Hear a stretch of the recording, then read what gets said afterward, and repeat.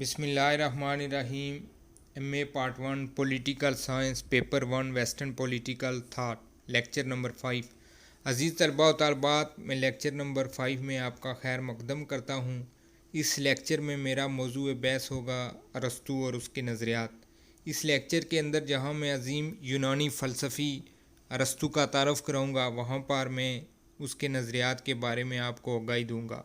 इस लेक्चर के अंदर मैं अरस्तू के जिन नज़रियात पर बहस करूँगा, इसमें नज़रिया रियासत, हुकूमत, शरीयत, ग़ुलामी, इनकलाब, तालीम और नज़रिया इंसाफ के साथ साथ इसकी लिखी गई किताब शामिल होगी।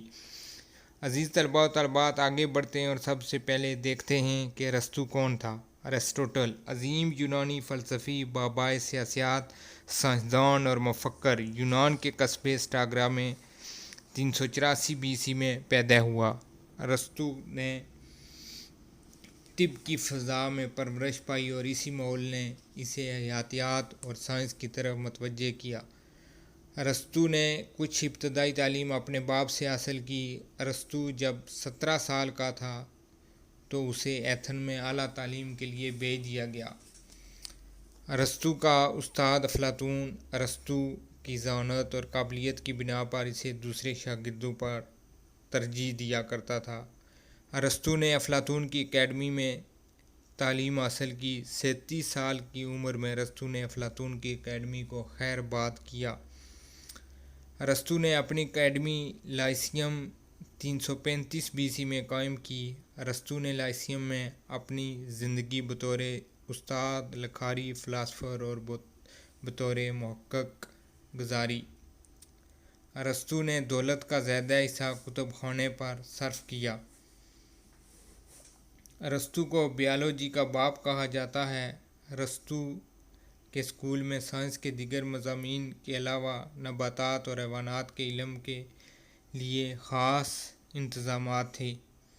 कहा जाता है कि एशिया और यूनान में नबातात और हैवानात के नमूने इकट्ठे करने के लिए 1000 लोगों को मामूर किया गया था। अरस्तू अपने एकेडमी लाइसियम में 2 सेशन में लेक्चर दिया करता था। मॉर्निंग के लेक्चर रेगुलर स्टूडेंट्स के लिए थे, जबकि इवनिंग लेक्चर वो कॉमन या आम लोगों के लिए थे। लोग वो लेक्चर फ्री ऑफ कास्ट सुनते थे। यहाँ पर मैं क्लासिफिकेशन ऑफ नॉलेज के हवाले से बताता चलूँ कि अरस्तू को चीज़ों की क्लासीफाई करने की आदत थी। वो नॉलेज को 3 कैटेगरी में तकसीम करता था। Number 1 theoretical knowledge M eight completion physics mathematics. Number 2 practical knowledge aims at action example ethics and politics. Number 3 है जी productive knowledge aims at creation example engineering architecture. आज अगर मगरबी साइंस का जिक्र किया जाए तो उसका बराह रास्त रिश्ता अरस्तू से ही जा मिलता है। साइंस का वजूद तो अरस्तू से पहले भी किसी न किसी शक्ल में मौजूद था, लेकिन इसको बाकायदा इल्म का दर्जा हासिल न था। अरस्तू ने कई शहजादों को तालीम दी। सिकंदर आज़म भी अरस्तू का शागिर्द था। अरस्तू ने सारे इल्म को फ़लसफ़ा की एक लड़ी में परोने की कोशिश की। अरस्तू ने अपनी ज़िंदगी में मुख्तलिफ़ इल्म पर तकरीबन 400 कुतुब तहरीर की, जिनमें से तकरीबन 100 कुतुब हमारे पास पहुँची है। अरस्तू ने तकरीबन तमाम अहम मौज़ूआत पर किताबें लिखी या पॉलिटिक्स किताब सियासत अरस्तू की शाहकार तस्वर की जाती है। तारीख़ में अरस्तू को मौजद सियासत, मुफक्कर अव्वल सियासत और बाबाए सियासत के नाम से याद किया जाता है। इसके अलावा अरस्तू ने साइकोलॉजी, इकनॉमिक्स और हुकूमत के मौज़ूआत को ज़ेर बहस بنایا۔ ارسطو میٹا فزکس کو سب سے اہم سائنس کہتا تھا۔ ارسطو نے دوسرے مضامین کے ساتھ فلسفہ اور ادب پر بھی لکھا۔ ارسطو نے منطق کی جس سائنس کو جنم دیا اس نے آنے والے لوگوں کے لیے سوچنے کا ایک معیار دیا۔ سائنسی میدان میں تجربات اور مشاہدات کا آغاز ارسطو نے ہی کیا تھا۔ ارسطو نے حیوانات اور نباتات کی بے شمار اقسام کو اپنی تجربہ گاہ میں لا کر مشاہدے کیے جن کو جدید سائنس درست قرار دیتی ہے۔ ارسطو نے نصف سے زیادہ اپنی زندگی ایتھن میں بسر کی، لیکن ارسطو ایتھن کا سٹیزن نہیں تھا۔ اس کے تصورات نے وہاں پر گہرے اثرات چھوڑے۔ ارسطو افلاطون کا ممتاز شاگرد ہونے کے باوجود افلاطون کے نظریات کو مسترد کیا اور تنقید کا نشانہ بنایا۔ ارسطو نے اپنے استاد افلاطون کے نظریات کی تصحیح کی اور ان نظریات کو بہتر شکل میں پیش کیا۔ ارسطو ایک حقیقت پسند مفکر ہونے کی مناسبت سے دوسروں کے نظریات کی خوب جانچ پڑتال کرتا تھا۔ بہتر ہونے کی صورت میں اپنے تھیوری میں شامل کرتا تھا۔ مفکرین ارسطو کے بارے میں اچھی رائے رکھتے تھے۔ عزیز طلباء و طالبات، اس لیکچر میں اب تک جو بات ہوئی وہ ارسطو کے تعارف سے متعلق ہے۔ اس کے بعد میں اس کی کتاب سیاسیات کے بارے میں مختصراً روشنی ڈال کر اس کے نظریات کی طرف بڑھوں گا۔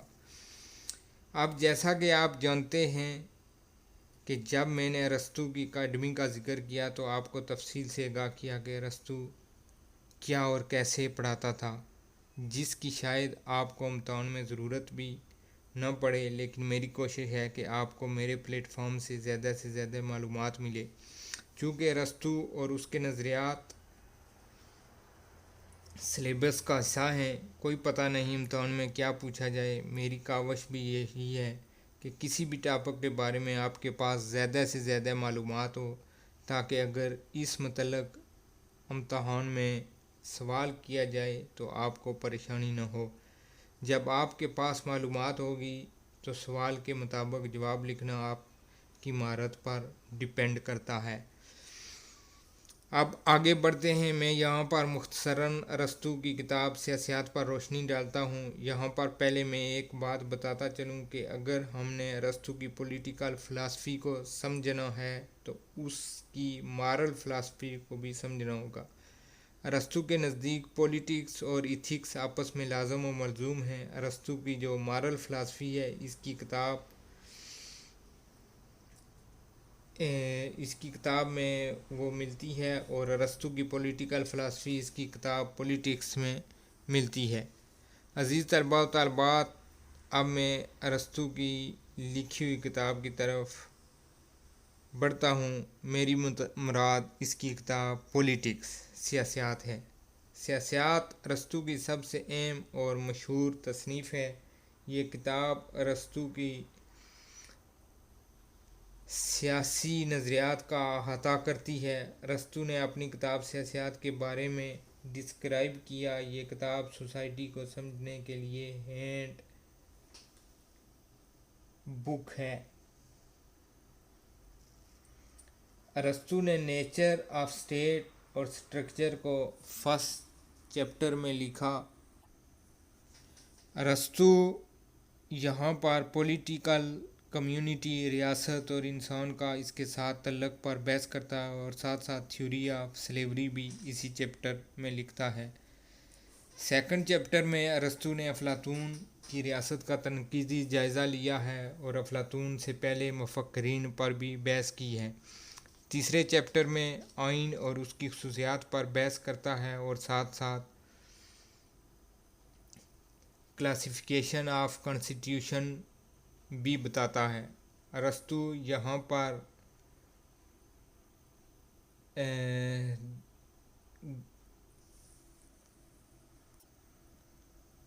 جی یہاں پر کلاسیفیکیشن آف کانسٹیٹیوشن بتاتا ہے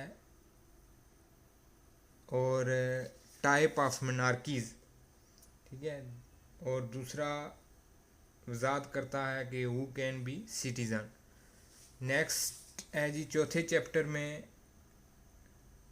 ٹاسک آف پولیٹیکل تھیوری پر بحث کی گئی، حکمران اور گورنمنٹ کی اقسام بتائی گئی، ٹھیک ہے، type of oligarchies and type of democracy, اور پولیٹی کانسٹیٹیوشن یعنی دستوری حکومت پر بھی بحث کی گئی اور بتایا گیا کہ کیسی دستوری حکومت جمہوریت میں تبدیل ہوتی ہے۔ پانچویں چیپٹر میں ارسطو نے انقلاب، اس کے اسباب اور اس کی اقسام کا تذکرہ کیا ہے۔ نیز کانسٹیٹیوشنل چینج کو بھی زیر بحث لایا ہے۔ نیکسٹ ہے جی چھٹے چیپٹر میں لکھتا ہے کہ انقلاب کو کیسے روکا جا سکتا ہے۔ ارسطو نے ڈیموکریٹک کانسٹیٹیوشن اور اولیگارک کانسٹیٹیوشن کو موضوع بحث بنایا۔ ساتویں اور آٹھویں چیپٹر میں ریاست کے متعلق معاملات پر بحث کی گئی۔ ارسطو نے آئیڈیل اسٹیٹ، اس کی آبادی، علاقہ اور دیگر چیزوں کو موضوع بحث بنایا اور مثالی ریاست کے لیے تعلیم کا خاکہ پیش کیا۔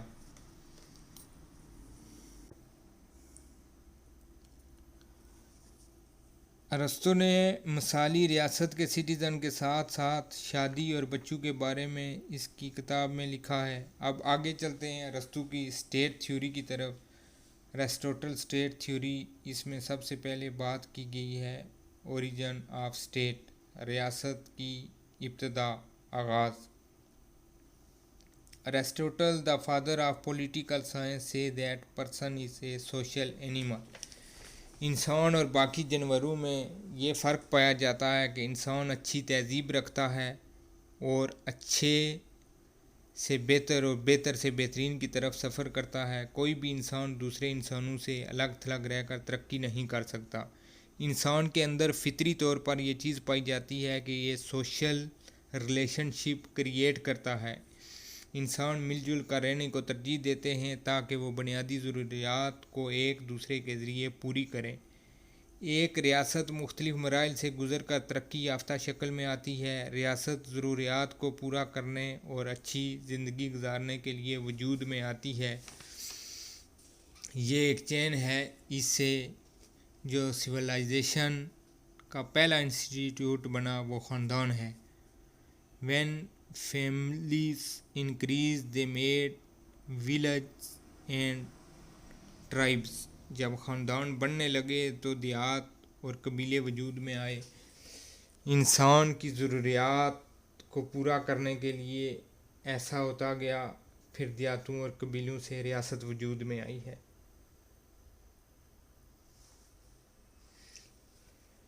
امید ہے آپ ریاست کے وجود میں آنے کے مراحل کو تفصیل سے سمجھ چکے ہوں گے۔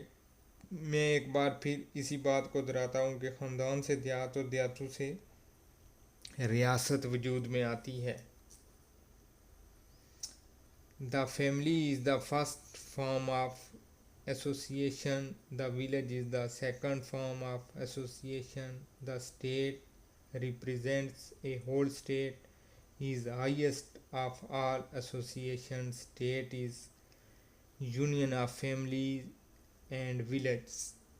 The state exists for the sake of good life. ارسطو کہتا ہے کہ اگر آپ نے اسٹیٹ کو سمجھنا ہے تو یہ ایک انسانی جسم کی طرح تصور کرو۔ انسانی جسم مختلف حصوں پر مشتمل ہے۔ انسانی جسم سے اگر بازو کو کاٹ کر پھینک دیا جائے تو وہ کسی کام کا نہیں رہتا۔ اگر کوئی انسان یہ دعویٰ کرتا ہے کہ وہ ریاست کے بغیر رہ سکتا ہے تو وہ نیشن لیس، لا لیس اور ہوم لیس ہے۔ قدرتی طور پر انسان ریاست کا ممبر بنتا ہے۔ ارسطو کے مطابق ریاست کو قائم کرنے کے مقاصد آپ کو بتاتا چلوں۔ ویلفیئر آف سٹیزن، ٹھیک ہے جی، یہ مقاصد ہیں۔ نمبر 2 ہے fulfilment of needs of citizen. تیسرا ہے جی یوٹیلائزیشن آف سوسائٹل ریسورسز اور ہیومن ریسورسز۔ ارسطو کی مثالی ریاست کے نمایاں اوصاف کیا ہیں؟ نمبر 1، ارسطو کی مثالی ریاست میں قانون کی سپرمیسی ہے، کسی کی ذاتی حکمرانی نہیں ہوگی بلکہ قانون کی حکمرانی ہوگی۔ Number 2، it is an ethical institution to develop the moral qualities of the citizen to promote good and happy life of everyone۔ یعنی یہ ریاست اخلاقی اقدار کی پابند اور اچھی زندگی کی ضامن ہوگی۔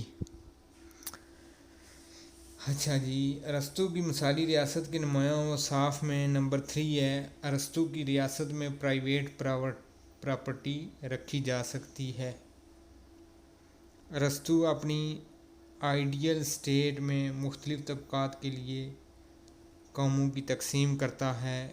غلام کھیتی باڑی کریں گے اور سٹیزن ان پولیٹیکل ایکٹیویٹیز میں مصروف رہیں گے۔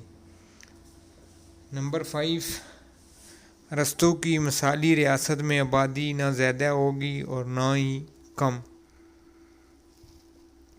یعنی کہ ارسطو کی مثالی ریاست میں population should be manageable. Number 6، ارسطو کے مطابق اچھی ریاست کے لیے قدرتی ذرائع ضروری ہیں۔ ریاست میں میدان، پہاڑ، جنگل اور ایک خاص حد تک سمندر ہونا چاہیے، اور ریاست کو دوسری ریاستوں کے ساتھ جارحانہ عزائم نہیں رکھنے چاہیے۔ اپنا دفاع اچھا بنانا چاہیے۔ نمبر 7، ارسطو کی مثالی ریاست میں 6 کلاسز یعنی طبقات ہوں گے۔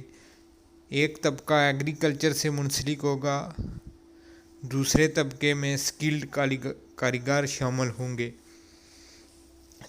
تیسرا طبقہ سولجر یا آرمی سے ریلیٹڈ ہوگا، چوتھے طبقے کو لیئرڈ کلاس کہا جائے گا، پانچویں طبقے میں پریسٹ یعنی پادری مذہبی رہنما، اور چھٹے طبقے میں ایڈمنسٹریٹر یعنی ملکی نظم و نسق چلانے والے ہوں گے۔ پہلے 2 طبقات کو یعنی زراعت سے منسلک اور کاریگروں کو چھوڑ کر دوسرے چاروں طبقات کو سٹیزن شپ حاصل ہوگی۔ یہ لوگ اپنا ووٹ کاسٹ کر سکیں گے اور سیاسی سرگرمیوں میں حصہ بھی لے سکتے ہیں۔ پہلے 2 طبقات سیاسی سرگرمیوں میں حصہ نہیں لے سکتے۔ عزیز طلباء و طالبات، میں یہاں بتاتا چلوں کہ ارسطو نے کہا تھا کہ ریاست میں مستحکم جاسوسی نظام قائم کیا جائے، جس میں بالخصوص عورتیں جاسوس ہوں گی۔ ریاست کے باغیوں کو سخت ترین سزائیں دی جائیں، عوام اور حکومت کے درمیان اعتماد اور مفاہمت کا جذبہ بھرپور طور پر قائم ہو، ریاست میں بھائی چارہ کی فضا قائم ہو، طاقت یا خوف کے ذریعے حکومت قائم نہ کی جائے اور حق شہریت میں فرق روا رکھا جائے۔ آگے بات کرتے ہیں ریاست کی ذمہ داریوں کے بارے میں۔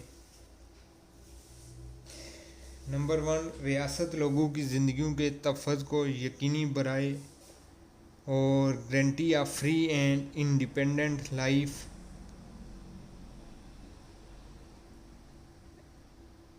لوگوں کی تعلیم و تربیت کے لیے اقدامات کرے، ڈیفنس اور جسٹس کو یقینی بنائے،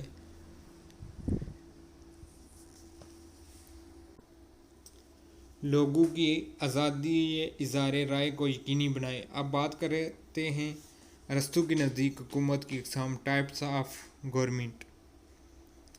ٹائپس آف گورنمنٹ کے بارے میں ارسطو حکومت کی 3 اقسام بتاتا ہے۔ نمبر 1، ملوکیت یعنی منارکی یا بادشاہت۔ نمبر 2، اشرافیہ یعنی ارسٹوکریسی یا امیر طبقہ۔ نمبر 3، دستوری حکومت یعنی پولیٹی۔ اب میں تفصیل میں آپ کو سمجھانا چاہوں گا کہ ارسطو 2 بیسز پر پولیٹیکل سسٹم یا حکومت کی کلاسیفیکیشن کی بنیاد رکھتا ہے۔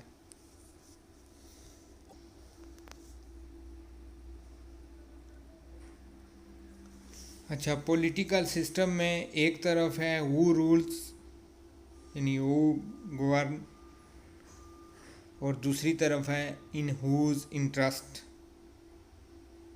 ہو رولز کے جواب میں آئے گا ون فیو مینی، اور ان ہوز انٹرسٹ کے جواب میں آئے گا common interest. Number 2، self interest, یا تو اپنے مفاد کے لیے حکومت کی جائے گی یا عام لوگوں کے لیے۔ اگر حکومت کامن انٹرسٹ کے لیے کی جائے تو ارسطو اس کو نارمل رول کہتا ہے۔ دوسری طرف اگر رولر اپنے انٹرسٹ کے لیے رول کرتا ہے تو اس کو پرورٹیڈ رول کہا جائے گا۔ جیسا کہ میں نے پہلے کلاسیفیکیشن آف گورنمنٹ بیان کرتے ہوئے کہا تھا کہ ہو رول جس کے 3 جواب ون فیو مینی ہیں۔ ون کا مطلب ہے rule by a single person, یہ حکومت کی پہلی قسم ہوگی، اس کو ملوکیت منارکی کہا جائے گا۔ اس میں فرد واحد عوام کے مفادات کے لیے حکومت کرے گا، یہ نارمل رول کہلائے گا۔ اگر حکمران عوامی مفادات کو چھوڑ کر ذاتی مفادات کے لیے کام کرتا ہے تو یہ پرورٹیڈ رول کہلائے گا، اس کو جابرانہ حکومت کہا جائے گا۔ نمبر 2، حکومت کی دوسری قسم کے بارے میں بات کرتا ہوں۔ یہاں فیو سے مراد رول بائی سلیکٹ فیو، یہ حکومت کی دوسری قسم ہوگی، اس کو اشرافیہ ارسٹوکریسی کہا جائے گا۔ یہ چند افراد پر مشتمل حکومت ہوگی، یہ چند افراد لوگوں کے مفادات کے لیے کام کریں گے تو یہ نارمل رول کہلائے گا۔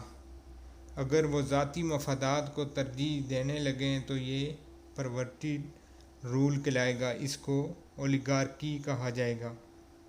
نمبر 3، اب حکومت کی تیسری قسم کے بارے میں بات کرتا ہوں۔ یہاں مینی سے مراد رول بائی مینی، یہ حکومت کی تیسری قسم ہوگی، اس کو دستوری حکومت پولیٹی کہا جائے گا۔ اس میں اختیارات چند افراد کی بجائے ملک کے منتخب نمائندوں کے پاس ہوگا۔ عوامی نمائندے جب لوگوں کے مفادات کے لیے کام کریں گے تو یہ نارمل رول کہا جائے گا، یہ نارمل رول کہلائے گا۔ مگر جب یہ نمائندے ذاتی مفادات کے لیے کام کریں گے تو یہ پرورٹیڈ کہلائے گا۔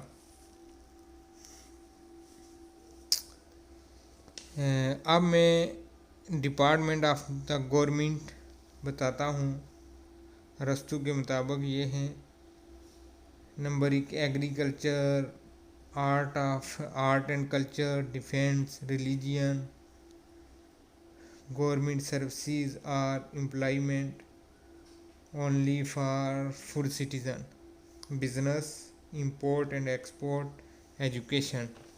عزیز طلباء و طالبات، اب میں ارسطو کے نظریہ شہریت کی طرف بڑھتا ہوں۔ اس کے مطابق شہری وہ ہیں جو ریاست کے کاموں میں حصہ لیتے ہیں، انتظامیہ میں شامل ہو کر قانون سازی کے فرائض سر انجام دیتے ہیں۔ ارسطو کے مطابق شہریت ان لوگوں کو حاصل ہوگی جو سیاسی معاملات میں حصہ لے سکیں گے اور جن کے پاس عقل اور غور و فکر کی صلاحیت ہوگی۔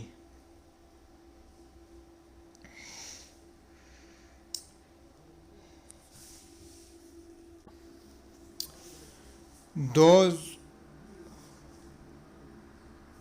who possess reason and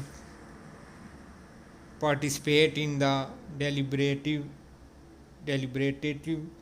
activity of the state are called citizen. Those who possess reason and participate in deliberative activity of the state are called citizen. یعنی ریزن سے یہاں مراد عقل یا شعور ہے، جس کو آپ وزڈم کہہ سکتے ہیں۔ Citizen are those who have the ability to rule and the ruled in turn. اب میں بتاتا ہوں کہ شہریت محروم ہونے والے کون ہیں۔ ہو آر ناٹ سٹیزن، شہریت سے محروم ہونے والے کن کو شہریت نہیں حاصل ہوگی؟ Number 1، have reason but undeveloped, اس میں چلڈرن آ جاتے ہیں۔ Number 2، have reason but lack authority, اس میں وومن کے پاس ریزن ہے لیکن وہ ڈومیٹ نہیں ہوں گی۔ تھرڈ ہے جی don't have reason at all, یہ سلیوز ہیں، سلیوز کے پاس ریزن نہیں ہے۔ بچوں، عورتوں، غلاموں کے علاوہ مزدور اور بوڑھ کو بھی شہریت حاصل نہیں ہوگی۔ میں ایک بار پھر دہراتا ہوں کہ ارسطو نے کس کس کو شہریت سے خارج کیا اور کیوں۔ Aristotle excluded women, children, old people and slave from citizenship. According to ہم citizenship is duty or responsibility to participate in affairs of state. Number 1, old people. Because of their health condition, they may not be able to play the required role. Number 2, children. Kyunki children are immature. Number 3, slave. Because lack reason required to make law. Number 4, women. Confine them of 4 walls of family. اگر ہم ارسطو کی نظریہ شہریت کا تنقیدی جائزہ لیں تو اس نظریے کا اطلاق قدیم یونانی ریاستوں پر ہوتا تھا، موجودہ دور کی ریاستوں میں نہیں ہو سکتا۔ ارسطو نے اپنے نظریہ شہریت میں کاریگروں اور زراعت سے منسلک لوگوں کو شہریت سے محروم کر دیا۔ اس سے محرومیت بڑھے گی، حکومت کرنے والا طبقہ ریاست کے دوسرے طبقات کا استحصال کرے گا۔ ارسطو کا جو خیال ہے کہ عورتوں میں شعور اور عقل کی کمی ہے، اس پر حقوق نسواں کے علم برداروں نے تنقید کی ہے۔ عزیز طلباء و طالبات، میں سٹیپ بائی سٹیپ ارسطو کے نظریات کو زیر بحث لا رہا ہوں۔ اب میں بڑھتا ہوں ارسطو کے نظریہ غلامی کی طرف۔ ارسطو نے پرانی سماجی اقدار کو سامنے رکھ کر غلامی کا نظریہ پیش کیا۔ ارسطو سلیوز کو نیچرل مانتا ہے اور سلیوری کو ایک نیچرل انسٹیٹیوشن سمجھتا ہے۔ ارسطو کے خیال میں غلامی کو ختم کرنے سے سماجی نظام درم برم ہو جاتا ہے۔ ارسطو نے غلامی کی مخالفت کرنے کے باوجود منطقی طریقہ پر درست ثابت کیا۔ ارسطو غلامی کو فطری تقاضا اور حکومت کے نظام کا ایک حصہ سمجھتا تھا۔ ارسطو یونانیوں کو غلام بنانے کے خلاف تھا۔ Slavery was a feature of old Greece and Aristotle considered it to be both natural as well as functional. ارسطو کے نزدیک جنگی قیدیوں کو غلام بنایا جا سکتا ہے، یعنی کون پیپل ڈیفیٹڈ ان وار، یہ وہ لوگ ہیں جو ہار گئے ہیں اور بائی فورس غلام بنائے گئے ہیں، اور ان لوگوں کے پاس وزڈم ہے لیکن ان کو بائی فورس اور بائی سرکمسٹانسز غلام بنایا گیا ہے۔ ارسطو اس قسم کی غلامی کو ان نیچرل کہتا ہے۔ ایک مالک سے دوسرا مالک غلام خریدا جا سکتا ہے۔ چلڈرن آف سلیو، غلام کا بیٹا بھی غلام ہوتا ہے، یعنی ارسطو کے نزدیک غلام کی اولاد کو غلام بنایا جا سکتا ہے۔ According to Aristotle by nature man may be divided into master and slave۔ ارسطو کہتا ہے کہ چونکہ غلام کے اندر وزڈم کی کمی ہوتی ہے اور اس کے برعکس جسمانی طور پر وہ مضبوط ہوتا ہے، اس لیے اس کو پروڈکشن کے کاموں میں مصروف رکھا جا سکتا ہے۔ مالک گورننس اور ہر وہ کام کرے گا جو ذہنی صلاحیتوں سے تکمیل ہوتے ہیں۔ اس طرح یہ مالک اور غلام دونوں کے لیے اچھا ہوگا۔ ارسطو یہ بھی کہتا ہے کہ مالک غلام کے ساتھ اچھا برتاؤ کرے۔ ارسطو نے غلامی سے اچھا سلوک کرنے کی ہدایت کی۔ جب سلیو میں نالج آ جائے اور اچھا شہری بننے کے معیار پر اترنے لگے تو ان کو غلامی سے آزاد کر دینا چاہیے۔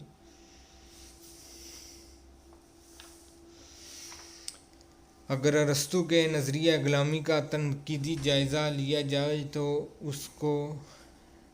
اس نظریہ کو تنقید کا بھی سامنا کرنا پڑا ہے۔ His justification of slavery is criticized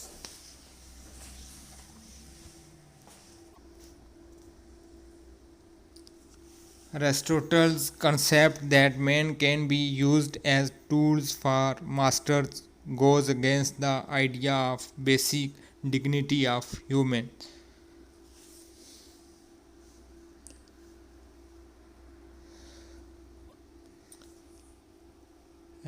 اب مزید آگے نظریہ ارسطو کے نظریہ انقلاب کی طرف بڑھتا ہوں. ایک چیز دیکھنے میں آئی ہے کہ کوئی بھی تبدیلی چھوٹی ہو یا بڑی، ارسطو اس کو انقلاب کہتا ہے. چاہے یہ سارا سیاسی نظام تبدیل ہو یا آئین کی کوئی شکل تبدیل ہو، چھوٹی سے چھوٹی تبدیلی کو ارسطو انقلاب کہتا ہے. ارسطو کا خیال تھا کہ انقلاب ہمیشہ انسٹیبلٹی یعنی عدم استحکام لائے گا. اس لیے ارسطو کی توجہ اس بات پر ہے کہ انقلاب کیوں آتا ہے اور اس سے بچاؤ کیسے ہو سکتا ہے. Revolution means, according to Aristotle, a change in the constitution, a change in the ruler, a change big or small. Revolution can also change social and moral values.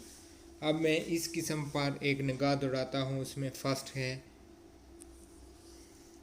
Complete revolution, دوسرے نمبر پر incomplete revolution اور تیسرے number پر ہے constitutional revolution. سب سے پہلے start کرتے ہیں complete revolution سے.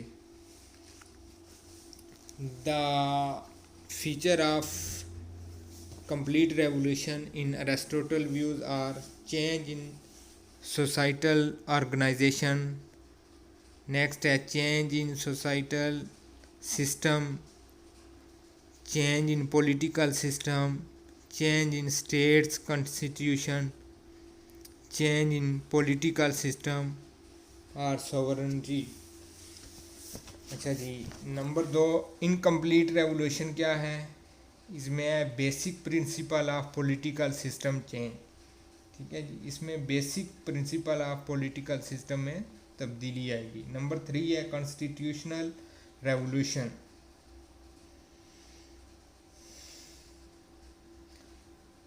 Sovereign اور monarchic is change. نیکسٹ ہے non personal revolution, bloodshed revolution, classified revolution, purposes revolution. ارسطو انقلاب کی وجوہات کا ذکر کرتا ہے اور ساتھ ہی ساتھ اس کا سلوشن بھی سجیسٹ کرتا ہے. Aristotle explore both general causes of revolution as well as particular ones. ارسطو انقلاب ہونے کی وجوہات کا ذکر اپنی کتاب سیاسیات میں کرتا ہے. اب میں آپ کو انقلاب کی عام اور خاص وجوہات ایک ساتھ بتاتا ہوں. اگر مخصوص طبقات دولت اور عزت یعنی سوشل سٹیٹس اور اکنامکس اپنے لیے مختص کرے گا تو انقلاب ضرور آئے گا.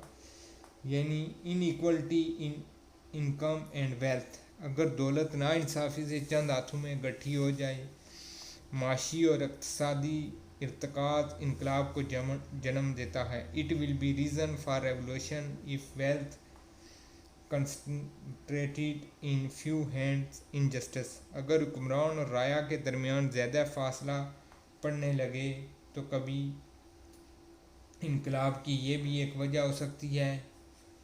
نمبر 2 مستحق لوگوں کو اگنور کرنے سے انقلاب کی راہ ہموار ہوتی ہے. یعنی محرومی بڑھنے سے، اور یہ محرومی کا جو احساس ہے یہ انقلاب کا پیش خیمہ ہوتا ہے. نمبر 4 لوگوں کی شکایات کا ازالہ نہ کرنا. ظلم اور عدل و انصاف کی عدم فراہمی انقلاب کو دعوت دیتی ہے. اگر الیکشن میں کچھ دھاندلی کا شبہ پایا جائے تو یہ بھی ایک انقلاب کی وجہ بن سکتی ہے. اگر حکمران لاپرواہ قسم کے لوگ دفاتر میں لوگوں کی خدمت کے لیے رکھے تو یہ بھی ایک انقلاب کی وجہ بن سکتی ہے. اگر چھوٹی چھوٹی تبدیلیوں کو نظر انداز کیا جائے تو یہ بھی ایک وجہ بن سکتی ہے. منارکی میں اپنی فیملی کے اندر سے سازش ہو سکتی ہے جس کو پیلس کانسپریسی کہتے ہیں. جب اولیگارکی میں ایک گروہ بہت اہم ہو جائے اور اپنی منوانے لگے تو اس وجہ سے انقلاب آ سکتا ہے جب ارسٹوکریسی میں رولر کا اکنامک سٹیٹس بہت بڑھ جائے اور بہت زیادہ فاصلہ پایا جائے اور لوگ رولر کو اپنے سے دور سمجھیں تو انقلاب کی راہ ہموار ہو سکتی ہے۔ غیر ملکی سازشیں بھی انقلاب کو ہوا دیتی ہیں۔ ڈیموکریسی میں جب لوگوں کو صرف دکھانے کے لیے کچھ کیا جائے تو حقیقت میں اس کے برعکس صرف اپنے آپ کو مضبوط کیا جائے تو یہ بھی انقلاب کی ایک وجہ ہو سکتی ہے۔ اب میں بتاتا ہوں کہ ارسطو نے انقلاب کو روکنے کے لیے کیا طریقے بتائے ہیں۔ انقلاب سے بچاؤ کا تدارک کے لیے اقدامات جو ارسطو نے تجویز کیے ہیں: after analysis of causes at hand Aristotle also suggests creation solution. Let's see. Students, remedy to complaints. لوگوں کی شکایات کا ازالہ کر کے ان کی داد رسی کرنے سے انقلاب کی راہ کو روکا جا سکتا ہے۔ نمبر 2، میرٹ کو پروموٹ کیا جائے، عہدے اور اعزازات کو تقسیم کرتے وقت انصاف کو ترجیح دی جائے۔ معیشت کی رول ادا کرتی ہے، معیشت کو مضبوط کر کے انقلاب کو روکا جا سکتا ہے۔ سازشوں کو بے نقاب کرنے کے لیے خفیہ ایجنسی قائم کی جائے۔ کانسٹیٹیوشن کے متعلق لوگوں کو آگاہی دی جائے۔ حکمران کو مہربان دل، سچا اور وفادار ہونا چاہیے۔ ٹیلنٹڈ لوگوں کی حوصلہ افزائی کرنی چاہیے۔ لوگوں کے حقوق پورے کرنے چاہیے تاکہ لوگ حکمران سے بدظن نہ ہوں۔ لوگوں کو قوانین کا پابند کیا جائے۔ اس بات کو ذہن سے نکال دینا چاہیے کہ لوگوں کو ہر وقت احمق بنایا جا سکتا ہے۔ جب لوگوں کے صبر کا پیمانہ بڑھ جاتا ہے تو اس وقت ڈاؤن فال شروع ہو جاتا ہے۔ لوگوں کو مہارت یافتہ بنایا جائے تاکہ لوگ خیال کریں کہ ان کے لیے کچھ کیا جا رہا ہے۔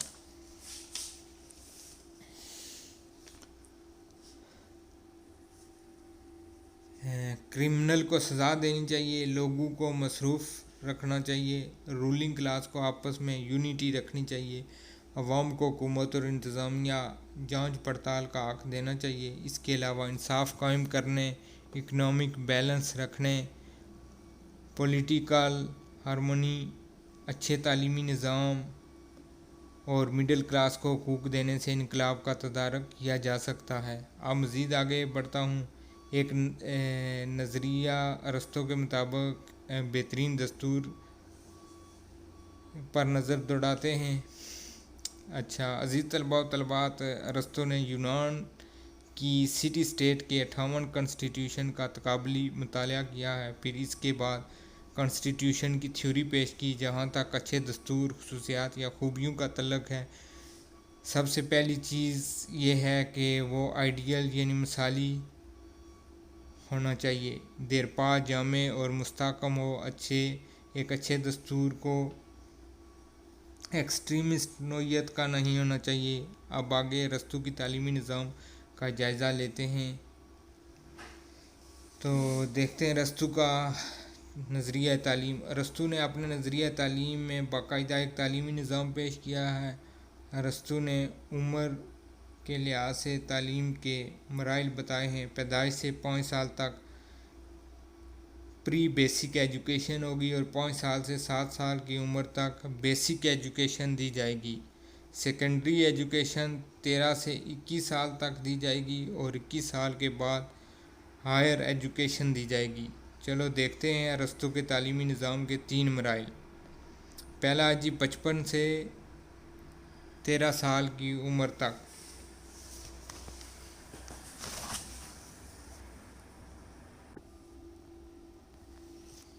پہلا مرحلہ 55 سے 13 سال کی عمر تک ہے۔ اس مرحلے میں پری بیسک ایجوکیشن اور بیسک ایجوکیشن دی جائے گی۔ اس کے ساتھ physical growth and good moral lessons are taught to the children. ارسطو کے نزدیک اس مرحلے میں ایکسرسائز، میوزک اور مارل اور ایتھیکل ٹریننگ نصاب میں شامل ہوگی۔ نمبر 2، 13 سے 21 سال تک کی عمر، یہ تعلیم حاصل کرنے کا دوسرا مرحلہ ہے۔ اس مرحلے میں دی جانے والی تعلیم سیکنڈری ایجوکیشن کہلائے گی۔ اس مرحلے میں मैथमेटिक्स और astrology, law, ethics, literature, philosophy, politics और डिबेटिंग्स की तालीम दी जाएगी। अच्छा जी, तीसरा मरला है 21 साल के बाद। 21 साल के बाद जो तालीम दी जाएगी वो तीसरे मरले में शामिल होगी। इस मरले में दी जाने वाली तालीम को हायर एजुकेशन कहा जाएगा। हायर एजुकेशन में साइकोलॉजी, बायोलॉजी, फिज़िक्स, फिलॉसफी और मंतक पढ़ाई जाएगी। अब चलता हूँ तालीम के मकासद की तरफ। नेचुरल टैलेंट को निखार दिया जाएगा। नंबर 2, मॉरल वैल्यूज़, फ़र्द के अंदर इखलाकी इक़दार पैदा की जाएंगी और सेल्फ रिस्पॉन्सिबल बनाया जाएगा। नंबर 3, करैक्टर बिल्डिंग की जाएगी। कत्ल गारत, करप्शन, दहशतगर्दी जैसे क्राइम से बचाने के लिए उसके करैक्टर को अच्छा बनाया जाएगा ताकि वो अमली ज़िंदगी में अच्छा किरदार अदा करे। नंबर 4, हाई क्वालिटी को अचीव किया जाएगा। नंबर 5, फ़र्द को सच्चाई की तलाश की तरफ राग़ब करना। अब मैं बढ़ता हूँ अरस्तू के नज़रिया इनकलाब, नज़रिया इंसाफ की तरफ। अरस्तू के नज़दीक इंसाफ एक किस्म की मसावात है, कोई शख्स किसी से कमतर नहीं है। अरस्तू के नज़दीक जस्टिस की 2 अक़साम हैं। Number 1, universal justice.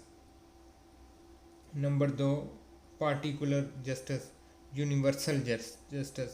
Universal justice से मुराद कानून का एहतराम करना है। एक फ़र्द जिस माशरे में रहता है उस माशरे के लिए अपने कवानीन होते हैं। एक फ़र्द अपने माशरे को कवानीन का एहतराम करता है, कवानीन को फॉलो करता है और उन कवानीन के मुताबिक बिहेव करता है, तो ये यूनिवर्सल जस्टिस है। यूनिवर्सल जस्टिस के मुताबिक जो भी चीज़ लॉफुल है वो इंसाफ है। Number 2, particular justice. अब सवाल पैदा होता है कि यूनिवर्सल जस्टिस के साथ पार्टिकुलर जस्टिस की ज़रूरत क्यों पेश आई। यूनिवर्सल जस्टिस की अपनी हदूद व क़यूद हैं जिसकी वजह से हमें पार्टिकुलर जस्टिस की ज़रूरत पड़ी।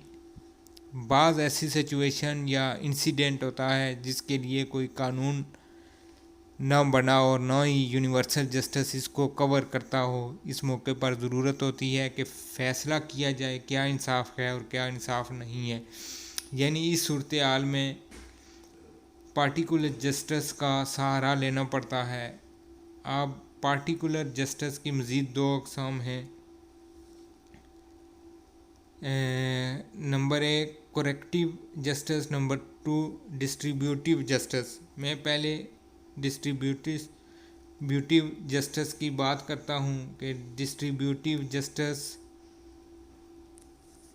फेयर और प्रॉपर होना चाहिए। वैल्यूएबल चीज़ों में जैसे opportunities, honour, property, wealth, political power और बेनिफिट का कैसे डिस्ट्रीब्यूशन होना चाहिए, यह फ़ैसला डिस्ट्रीब्यूटिव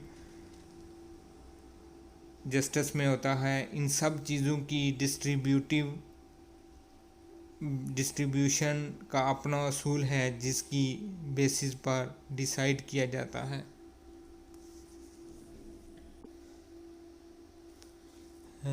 अब मैं डिस्ट्रीब्यूटिव में दूसरी किस्म करेक्टिव जस्टिस की तरफ आता हूँ। करेक्टिव जस्टिस की ज़रूरत कहाँ पड़ती है, इसको मैं एक मिसाल के ज़रिए वाज़े करता हूँ। मिसाल के तौर पर आपके पास कुछ रकम है और मैं उस रकम को छीन लेता हूँ। इस केस के अंदर मैंने आपको नुकसान पहुँचाया। अब चोरी मैंने की, इसका नुकसान का मैं एजेंट हूँ और आप यहाँ पर विक्टिम हैं।